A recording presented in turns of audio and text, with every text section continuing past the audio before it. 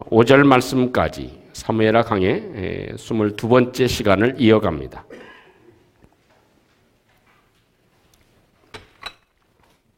사무엘하 5장 1절부터 5절까지의 말씀입니다. 찾으셨으면 한 절씩 교독하겠습니다. 이스라엘 모든 지파가 헤브론에 이르러 다윗에게 나와 이르되 보소서 우리는 왕의 한 골육이니이다. 이스라엘을 거두시려 출입하게 하신 분은 왕이시었고 여호와께서도 왕에게 말씀하시기를 내가 내 백성 이스라엘의 목자가 되며 내가 이스라엘의 주권자가 되리라 하셨나이다 하니라. 이에 이스라엘 모든 장로가 헤브론에 이르러 왕에게 나오매 다윗 왕이 헤브론에서 여호와 앞에 그들과 언약을 맺으매 그들이 다윗에게 기름을 부어 이스라엘 왕으로 삼으니라. 다윗의 나이가 30세에 왕 위에 올라 40년 동안 다스렸으되 다같이 헤브론에서 7년 6개월 동안 유다를 다스렸고 예루살렘에서 33년 동안 온 이스라엘과 유다를 다스렸더라. 아멘. 다윗에게 행하시는 하나님의 모습을 보면 정말 놀랍다 하는 그런 말을 금할 수가 없습니다. 다윗이 왕이 되기까지 이 순간이 오기까지 정말 다윗은 드라마틱한 삶의 과정을 겪어왔습니다. 그 많은 일들을 겪다가 드디어 사무엘하 5장에서 다윗이 온 이스라엘의 왕이 됩니다. 그 순간을 맞이할 때 얼마나 감격적일까요? 그 어려움과 고통을 겪다가 드디어 하나님께서 그 세우시려고 약속하셨던 그 때가 되어서 결국 이렇게 헤브론에서 온 이스라엘의 합한 마음을 가지고 왕으로 추대되는 감격적인 장면입니다. 사실 그리고 이 다윗이 왕이 되어지기까지 이 사무엘하 5장에서 명실상부하게 온 이스라엘의 왕이 되기까지 수많은 과정을 겪으면서 또한 수많은 명장면 또 명대사를 우리는 떠올릴 수 있을 것입니다. 그 중에 몇 가지를 이렇게 추론해 보면 이런 마음이 듭니다. 사람은 외모를 보지만 중시하지만 하나님은 속마음을 보신다 하는 것입니다. 또 하나님이 도우시면 그 어떤 것도 대적이 될 수 없다는 진리를 선포해 주고 있기도 합니다. 또 세상에는 공짜가 없듯이 하나님에게 심은 것도 공짜가 없다는 것을 우리에게 잘 알려줍니다. 사람은 잊어도 하나님은 결코 잊지 아니하신다. 또 오늘 성경을 보면 하나님이 약속한 축복은 반드시 이루어지는구나. 하나님이 약속하신 축복은 반드시 이루어지는구나 하는 그런 진리의 말을 우리에게 남겨주고 있습니다. 여러분, 다윗이 아시는 대로 하나님의 사람 사무엘을 통해서 기름 부음을 받지 않습니까? 그리고 마침내 오랜 시간을 거쳐서 하나님이 다윗을 이스라엘의 왕 중의 왕으로 우뚝 세워주시는 장면입니다. 이 사실을 저와 여러분들이 살펴보면서 하나님이 다윗에게도 약속하신 그 축복을 반드시 이루신 것과 같이 하나님, 나에게도 약속하신 축복을 다윗에게 이루신 것과 같이 나에게도 이루어 주시옵소서. 그 하나님을 소망하고 하나님은 약속하신 축복을 반드시 이루어 내신다고 하는, 반드시 주신다는 사실을 우리가 마음에 간직하고 주님께 예배를 드림으로 또 하나님 말씀을 묵상함으로 다윗과 같은 축복의 삶을 걸어가는 은혜가 있기를 주님의 이름으로 축원합니다. 한번 따라서 해보겠습니다. 하나님이 나에게 약속하신 축복은 반드시 이루어집니다.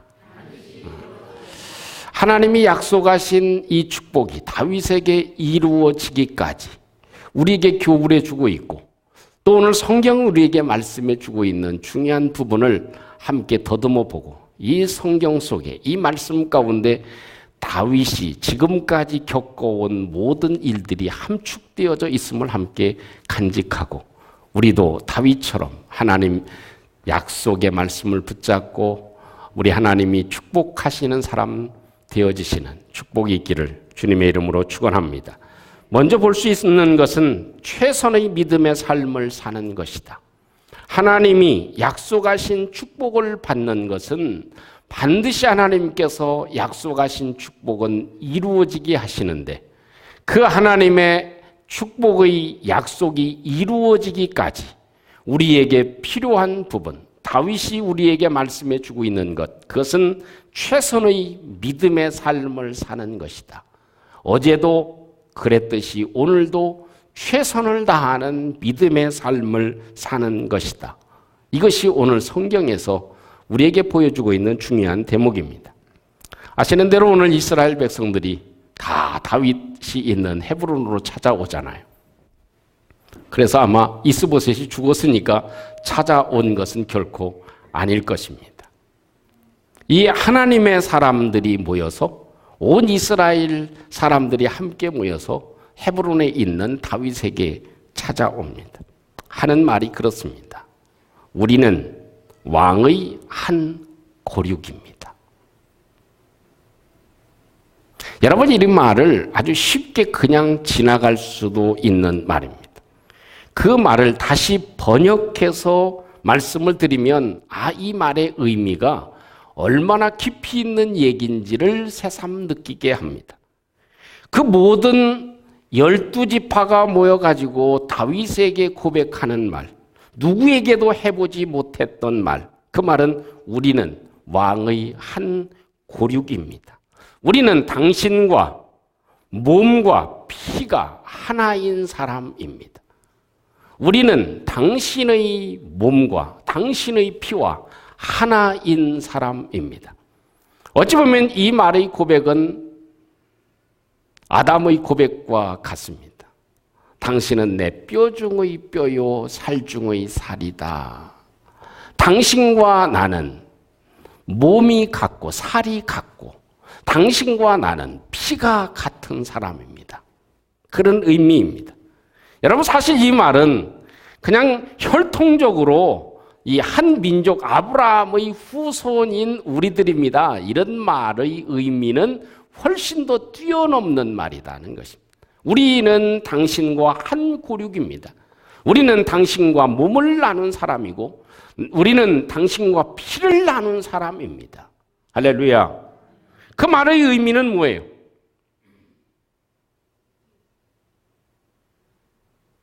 당신은 내가 무엇을 해도 당신은 믿을 수 있는 사람. 당신은 내가 어떤 것도 아깝지 않은 사람. 당신은 내가 모든 것을 쏟아 부어도 아깝지 않은 사람. 내 모든 것을 맡길 수 있는 사람. 내 모든 삶의 전부가 될 수 있는 사람. 그 사람이 당신입니다.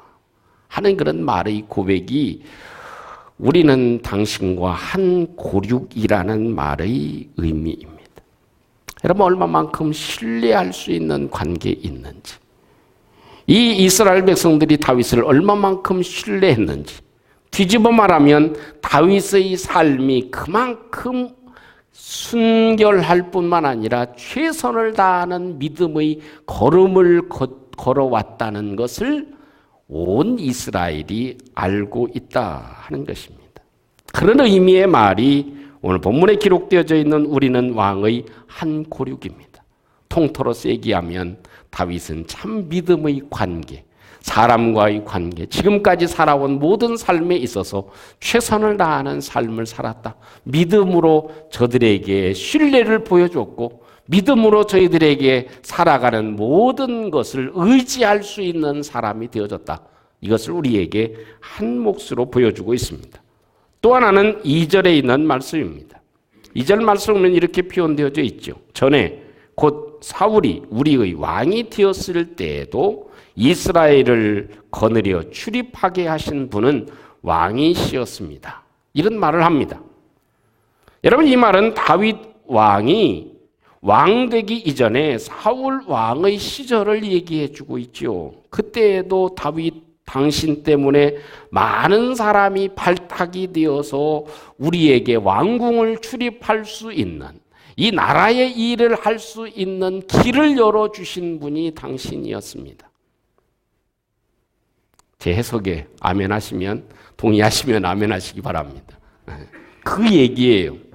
사울 왕 때에도, 사울이 왕이 되었을 때에도 당신 때문에 정말 우리가 왕궁에 출입할 수 있는, 이 중요한 일들을 할 수 있는 길을 열어준 분이 바로 당신이었습니다.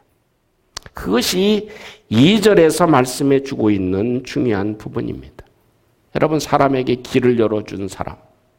참 사도 다윗이 이렇게 얼마나 어려운 일을 많이 겪었습니까? 그럼에도 불구하고 사울 왕이 왕 되었을 때에도, 그때에도 많은 사람을 등용하게 만들어주고 또 많은 사람을 발탁해서 이 왕의 일들을 할 수 있는, 나라의 일을 할 수 있는 그런 일들을 해주었다는 것, 얼마만큼 최선을 다하고 믿음의 삶을 살아갔는지를 잘 표현해 주고 있습니다. 그리고 또 2절 중반절 이후에 이렇게 말씀합니다. 여호와께서도, 하나님께서도 그렇습니다. 우리 다윗 당신이 사람에게 이 나라에 대해서도 할 때도 그렇지만 하나님께서도 왕에게 이미 말씀을 하셨습니다. 내가 내 백성 이스라엘의 목자가 되며 내가 이스라엘의 주권자가 되리라 하셨나이다 하는 말을 합니다. 하나님도 이미 말씀해 주신 것입니다. 당신이 이스라엘의 목자가 된다, 이스라엘의 왕이 되리라 하신 말씀을 우리도 늘 마음에 간직하고 있었습니다. 당신의 신앙적인 삶뿐만 아니라 하나님께서도 당신을 왕으로 세우시는 것을 흡족하게 여기시고 예정하시고 하나님이 계획하시고 하나님이 이미 축복해 주신 일입니다 하는 사실을 정확하게 밝혀주고 있는 것입니다. 충분히 다윗은 왕되기에 부족함이 없다는 것입니다. 인간적인 삶의 모습으로 보아도 최선을 다하는 신앙의 삶을 살아갔고 또 하나님께서 보실 때에도 이미 하나님이 약속하시고 축복하신 사람이 당신인 것을 기억합니다 하는 그런 말의 의미인 것이죠. 우리가 12월 추천도서로 선택한 비커밍이라고 하는 책, 미셸 오바마가 쓴 책입니다. 그 여인 이야기도 참 세계적인 이야기가 될 수 있죠. 정말 부모님이 새빵살이하는 가난한 집에 태어났죠. 그러면서 많은 이야기들이 있지만 한번 보시면 이해가 되시겠지만 그 어려움 가운데에도 그 아버지 프레이저 로빈슨이라고 하는 아버지가 항상 이 딸에게, 자녀들에게 한 3가지 말이 있답니다. 하나는 열심히 일해라. 2번째는 많이 웃어라. 3번째는 약속은 반드시 지켜라. 이 세상에서 그 최선을 다하는 삶의 모습을 우리에게 함축적으로 보여주고 있다. 그것입니다. 그래서 참 대학에 들어갔을 때 처음으로 이 전체 백인 가운데 유일한 흑인 한 여자, 그러니 얼마나 서러움을 많이 겪겠습니까? 뒤에는 또 나중에 그 잘된 그런 삶에서도 야, 저 아이 엉덩이는 왜 이렇게 크냐? 뭐 이런 얘기까지 들을 정도의 그런 비난과 수모를 많이 겪었다는 것이죠.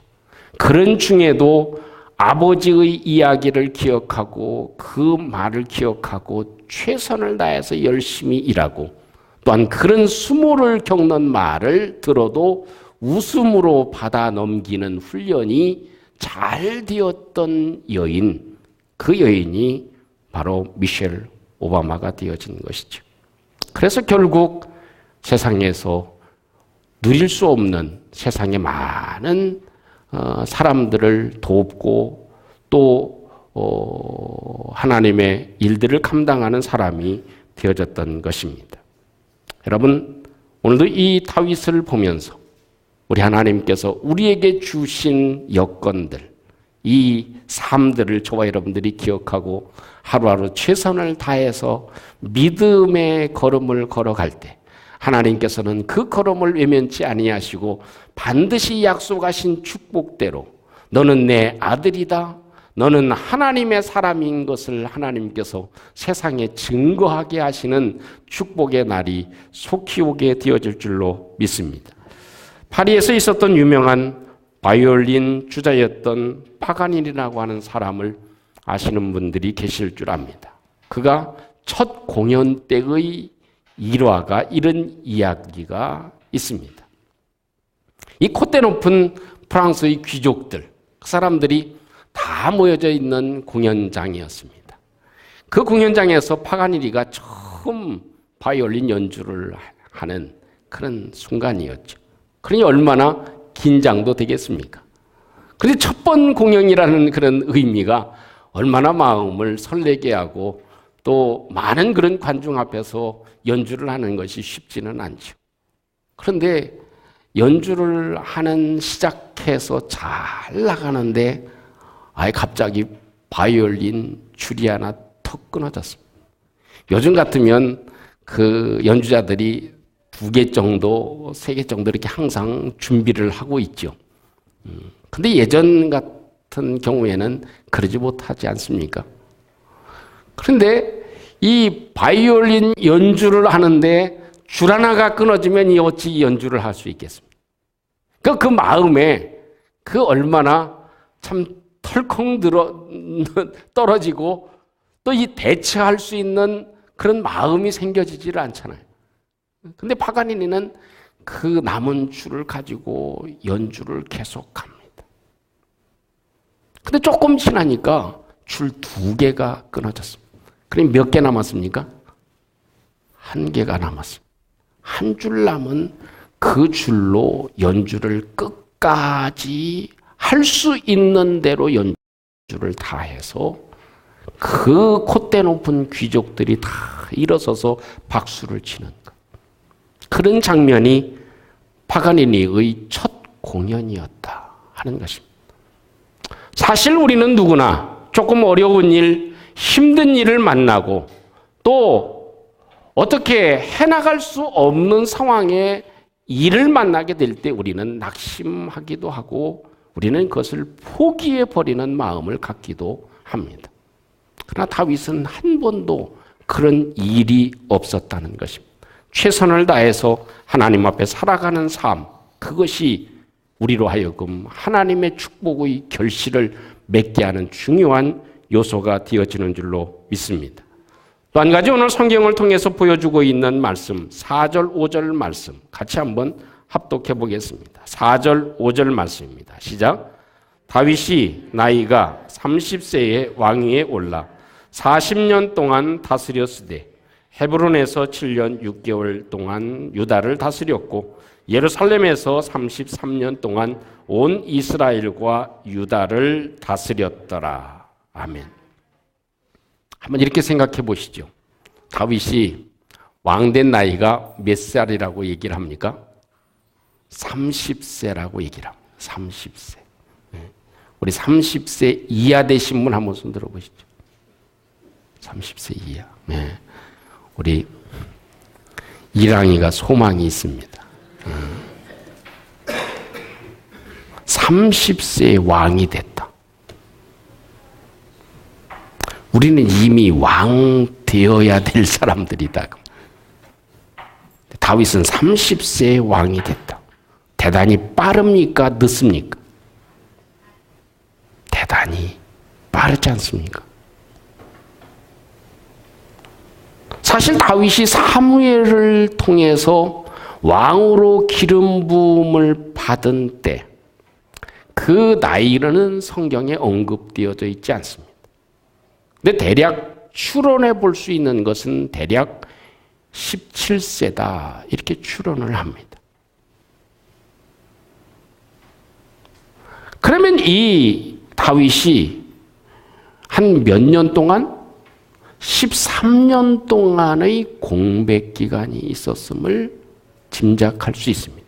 혹은 20여 년 동안 공백 기간이 있었다 하는 것입니다. 왕으로 기름 부음을 받았는데 그 시간이 곧바로 이어지지 않고 약 13년의 시간이 필요했다 하는 것입니다. 아브라함에게는 하나님이 75세에 약속을 했지만 25년이라는 시간이 필요했다 하는 것입니다. 하나님이 모세를 부르셨지만 그 모세가 훈련되어지고 그 과정을 겪기까지가 한 40여 년이 필요했다 하는 것입니다. 요셉도 하나님께서 축복하셨지만 축복된 요셉이 17살에 똑같은 나이에 종으로 팔려가 가지고 형들에 의해서 종으로 팔려서 30세에 애굽의 총리가 되는 극적인 역사, 그것이 요셉의 생애입니다. 그런 생애에 13년에 25년에 40년의 공백의 여정이 있었다는 것입니다. 똑같이 누구에게나 하나님은 너를 축복하는 축복의 사람으로 우리를 인쳐 주셨습니다. 하나님의 성령은 우리 가운데 임재하시고 우리 하나님의 자녀로 우리를 인쳐 주시고 우리를 축복해 주셨습니다. 그런데 그 축복받은 약속의 사람, 그 사람들이 하나님의 복을 받는 과정까지는 상당한 시간이 걸렸다는 것입니다. 그 기간 동안 다윗은 무엇을 했는가? 그 많은 어려움과 고통을 어떻게 겪어냈는가? 사실 두 번째의 중요한 의미는 이 30세가 되어졌다, 30세의 왕이 되어졌다는 의미보다 30세 그 빠른 나이에, 젊은 나이에 이스라엘의 왕이 되어지기까지 다윗은 기쁨으로 기다리는 축복의 시기를 이루었다는 것입니다. 기쁨으로 기다리는 것, 그것이 다윗에게 있어서 중요한 부분이 되어지기도 합니다. 아마도 하나님이 왜 이 모세에게는 이 험난한 40년의 기간을 하나님께서 방치해 놓으셨을까? 그것은 아마도 하나님께서 보실 때 그가 준비되는 과정입니다. 그 준비의 핵심이 무엇이냐? 하나님의 약속을 기쁨으로 기다리는 것입니다. 우리가 한번 성경을 추려보면 그렇습니다. 이 다윗이 시편을 많이 기록해 놨죠. 그런데 이 시편을 기록한 그 기록이, 시를 쓴 그 기록이 무엇으로 됐습니까? 성경으로 하나님이 기록을 남겨놓으셨습니다. 하나님의 말씀으로 기록해 놓았습니다. 이것은 이 땅에 살아가는 저와 여러분들의 삶에 꼭 필요한 부분입니다. 그 중에서 다윗이 23년의 여정 가운데 얼마나 힘들고 어려운 일들이 많이 있었습니까? 그런 중에도 이 다윗의 시편을 보면요, 가장 힘들 때 다윗의 입에서 불평이나 원망이 없다는 사실을 우리가 분명히 시편에서 발견해 볼 수 있습니다. 아주 그 힘든 시기, 도망가는 시기, 또 쫓기는 시기, 생명의 위협이 있는 시기, 그 시기에 다윗은 하나님을 사모하고 하나님을 의지하고 하나님을 붙잡고 하나님께 감사하고 하나님을 찬양하고 하나님을 의지하고 하나님을 더 소망하는 것이 더 충만해져 있었던 것이 시편에 줄줄이 기록되어져 있습니다.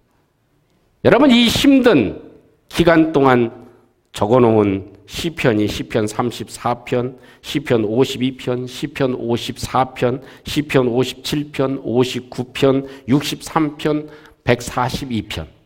이런 시편들이 다윗이 살아가면서 힘든 시기에 겪었던 시편들의 중심이 되어집니다.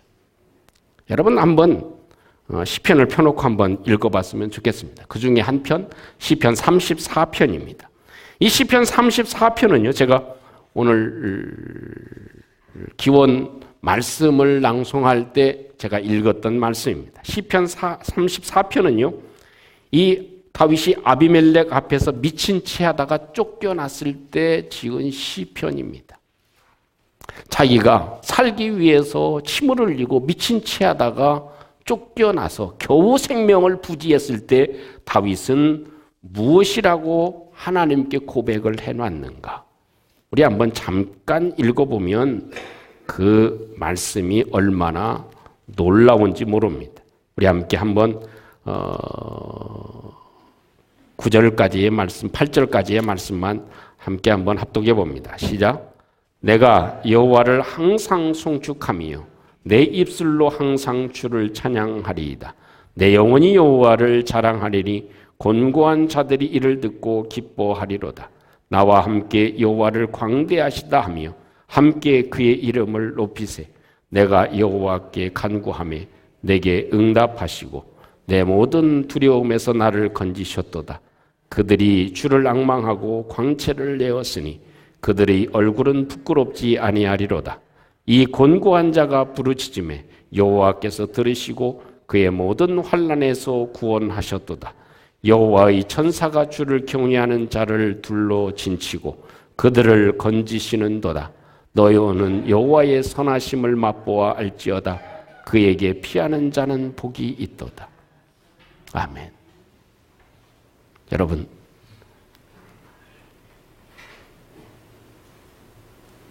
자기가 다윗임을 발각당하고 생명의 위협을 느낄 때 즉흥적으로 미친 채 하잖아요. 침을 질질 흘리고 몸을 휘적거리면서 그래서 생명의 부지함을 받습니다. 그리고 난 다음에 하나님을 찬양하는 것입니다.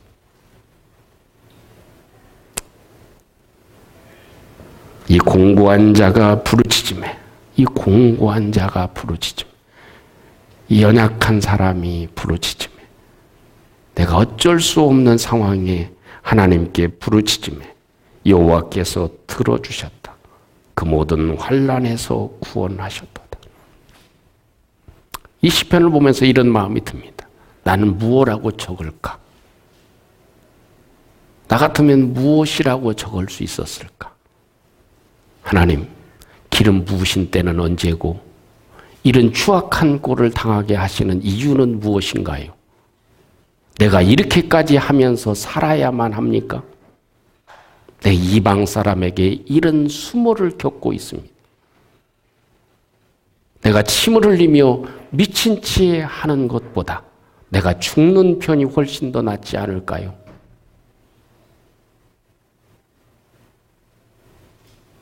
내 인생이 이게 무엇입니까?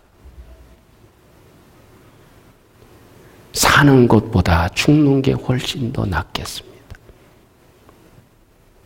이런 말을 남길 수도 있지 않을까요? 다윗은 얘기합니다. 내가 여호와를 항상 찬양하고 하나님을 높이 내 입술로 항상 주님을 찬양합니다. 내가 이방 사람의 앞에서 미친 채 했다 하더라도 내가 항상 주를 찬송합니다. 이것이 다윗의 고백입니다. 얼마만큼 기쁨이 그에게 있었는지, 얼마만큼 그의 믿음이 견고했는지, 얼마만큼 그가 하나님을 신뢰했었는지, 그 죽음의 자리, 그 험난한 고통의 자리, 그런 자리에서도 하나님을 놓지 않고 하나님 의지하고 하나님을 찬양하고 하나님을 붙잡는 소망을 가진 것, 그것이 다윗이었다 하는 것입니다. 원망도 없고 신세 한탄한 것도 없고 오직 하나님을 찬양하고 기뻐합니다. 그 입술에 죄를 담지 않습니다. 이 삶이 13년 동안 지속이 되어졌습니다. 그 내적인 믿음과 충만함이 식어지지 아니했습니다. 자신은 무엇을 만들려고 하지도 않았습니다. 내가 이제는 왕으로 하나님 앞에 기름 부음을 받은 사람이니까 나는 이제 왕이 되어진 것처럼 의시되지도 아니했습니다. 사울 왕을 죽이려고 하지도 아니했고 백성들의 마음을 움직여서 선동해서 사울을 쫓아내려고도 하지 아니했습니다.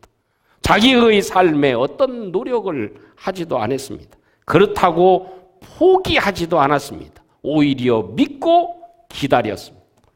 이것이 다윗의 13년의 여정입니다. 그래서 오늘 말씀 가운데 다윗이 왕이 되어진 나이가 30세라고 하는 사실을 강조해 주고 있는 것이죠.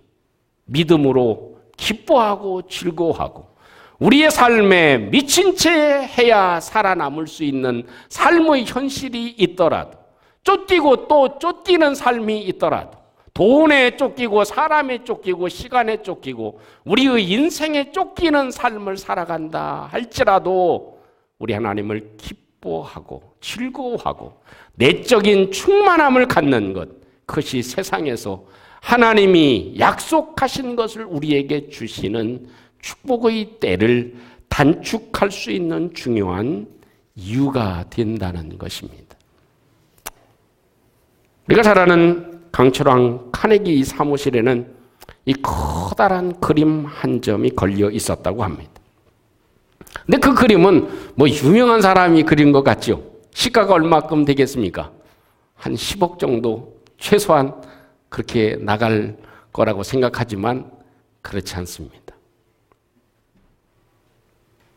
무명의 사람이 그린 한 점의 그림입니다. 그 그림을 제가 말로 잠깐 설명하면 이렇습니다. 아주 바닷물이 쫙 썰물로 돼가지고 바닷물이 쫙 빠져나가는데 거기에는 외로운 돛담배가 이렇게 그 갯벌에 묻혀져 있고 또 여기저기 어촌의 그런 풍경 있잖아요. 쫙 물이 빠져나간, 썰물로 쫙 빠져나간 그 황량한 그 모습, 그겁니다. 그래서 갯벌에 깊이 패인 골짜기도 있고 또 쓰레기도 있고 또 그물도 이렇게 여기저기 널려져 있고 이런 시골의 어촌의 풍경입니다. 근데 그 그림이 어떻게 카네기 사무실에 놓여져 있었냐면 카네기가 처음서부터 다 아주 잘 나갔던 사람이 아니잖아요. 처음에는 집집마다 찾아다니면서 방문해서 이렇게 물건을 팔아야 되는 그런 시절도 있었잖아요. 그러니까 마을에 가가지고 동네에 가가지고 물건을 이렇게 파는데 어떤 할아버지 집에 가보니까 그 그림이 놓여져 있는 거예요. 그 그림이 놓여져 있는데 그 그림도 중요하지만 그 그림 밑에 문구 때문에 그랬습니다. 밀물은 반드시 온다 하는 문구가 그 썰물로 쫙 빠져나간 황량한 그림 밑에 새겨져 있는 문구였습니다. 그 문구를 보고 카네기가 그 할아버지한테 부탁한 거예요. 할아버지, 제가 물건을 팔러 왔는데요. 사실 할아버지가 소중하게 여기는 그림이겠지만 저 그림을 좀 저한테 파시면 안 되겠습니까?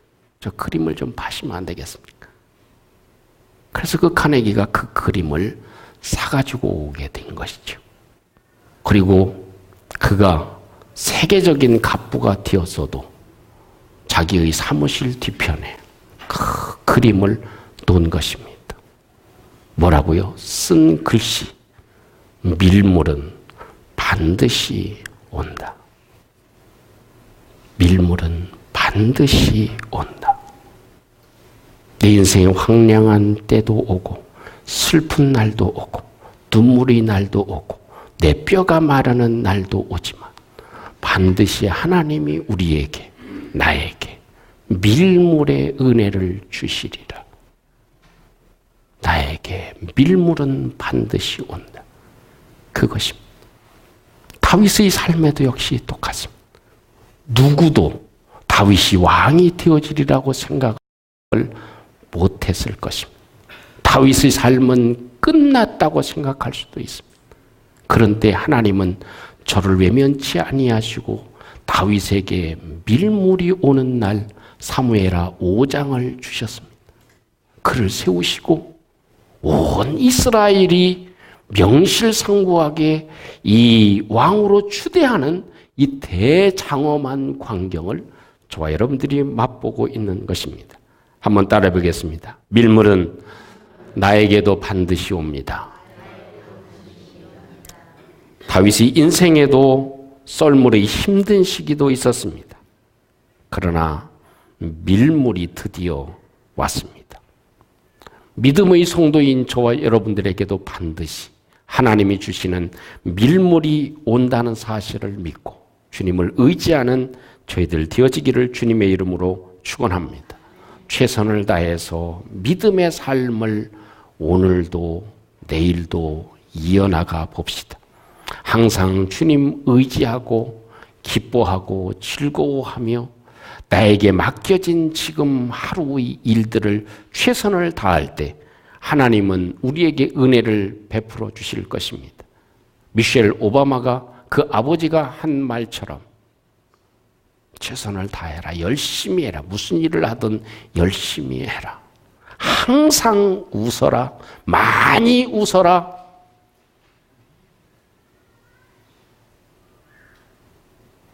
그것이 우리의 삶에도 믿음의 삶이 아니겠습니까?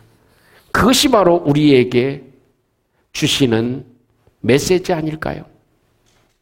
다윗은 그 어려운 시험과 난관과 죽음의 위기 가운데서도 시편을 기록하며 원망 없이 감사하고 기뻐하는 것. 그것이 믿음의 최선의 삶이 되어질 것입니다. 사랑하는 성도 여러분, 우리의 입술에서 악을 버리고 기쁨으로 기다리는 저와 여러분들을 되어서 이 땅을 살아가는 짧은 인생이지만 저희들에게도 반드시 하나님께서 다윗에게 사무엘하 5장의 기쁨을 주신 것과 같이 저와 여러분들의 삶에도 우리 하나님께서 축복의 날, 밀물은 반드시 나에게 온다는 사실을 함께 간직하고 주님의 축복의 날을 기다리며 승리하며 살아가는 저희들 되시기를 주님의 이름으로 축원합니다.